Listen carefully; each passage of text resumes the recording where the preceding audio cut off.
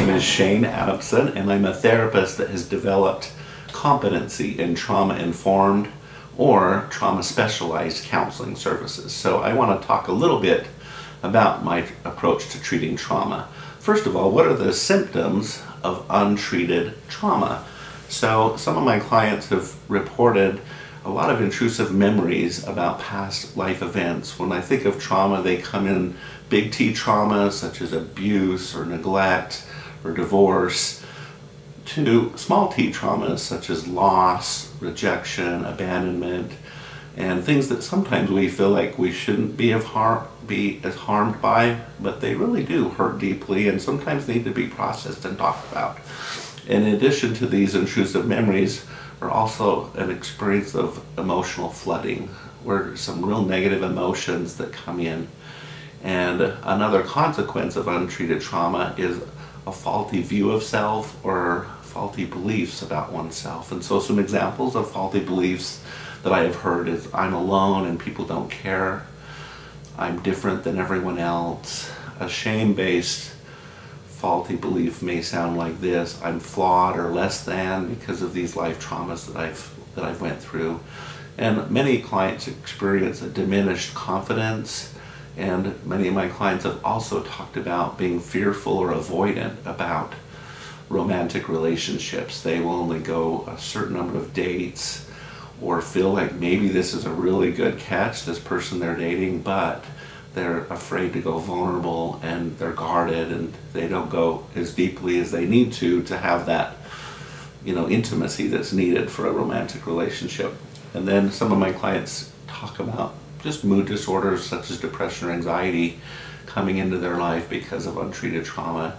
And because of all these symptoms, they're just more tired, less motivated, and it really just diminishes their overall happiness and joy about life. So treating trauma is really good self-care. Here, if you choose me as your counselor, here are some possible interventions that we would work on so you would know what counseling with me would be like. The Trauma Egg is an art project where you take a poster board like your kids may use for their science fair project, and you draw a large egg that fills most of the poster board, and then within that egg some people make a list of all their big T traumas and little t traumas, and then they draw them. Many people stop drawing at age 12, so it's a lot of stick figures, not a work of art, but that's not important.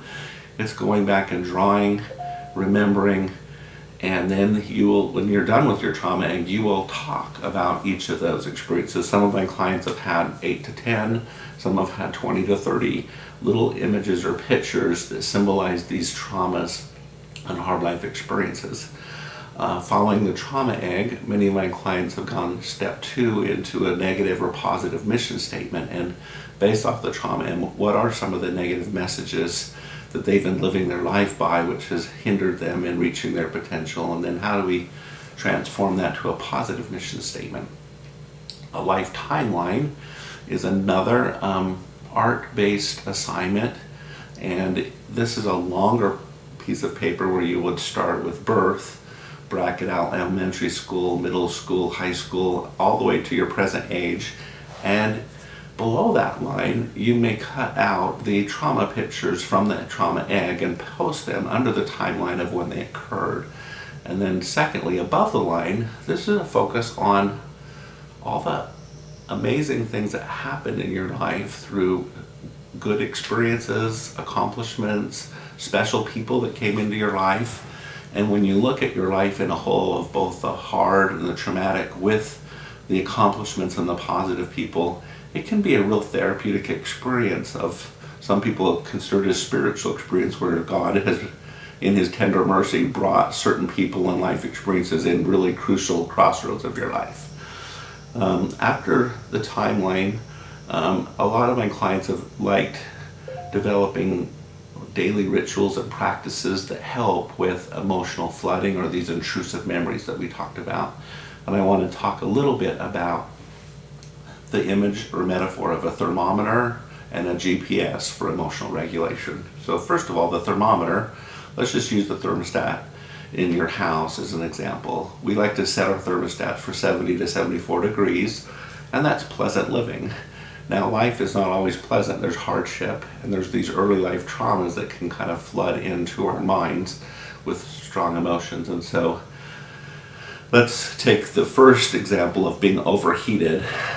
We can have anger, feeling overwhelmed, feeling deep shame, and we can, from being overheated, can be overreactive in how we interact with others. We can fight, or we can do the opposite and run and flight, or freeze up, or withdraw. These are some overheating with emotion consequences if you don't have good tools on board to manage these emotions. And then the opposite of overheated would be numbing or frozen. So I like to think of people freezing or numbing negative emotions as escapism.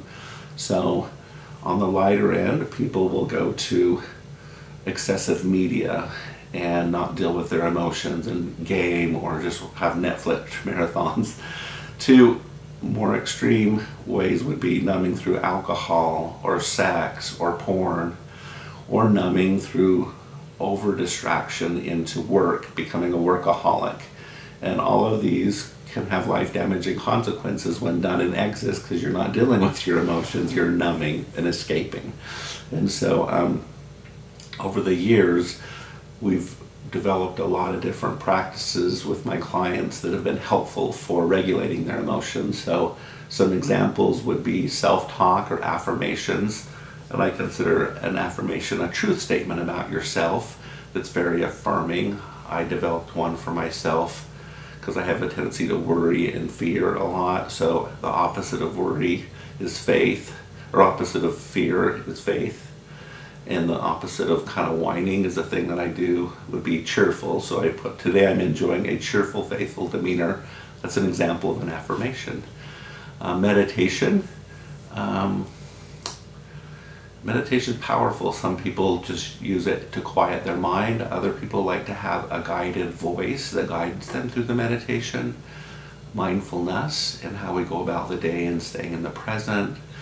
Other relaxation exercises through breathing and quieting the mind. Journaling has been really healthy and helpful for a lot of my clients in getting clarity and slowing down. Physical practices such as yoga, nutrition. Some of my clients choose to get medication to balance out some of their moods. And then spiritual practices. A lot of my clients have some big why questions around certain life events, and spirituality has a way of bringing some clarity to some of those really complex why questions.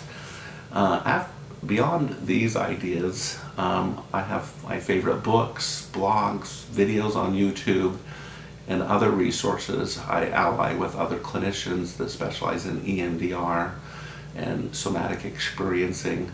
A majority of my clients that have trauma, the above things that we just talked about, have been really helpful, but some have wanted to do something in addition to what we've done, and so I make referrals as needed. So if you are struggling with trauma and some of the things we talked about in this video, I hope you feel comfortable reaching out and scheduling with me. Thank you, and have a nice day.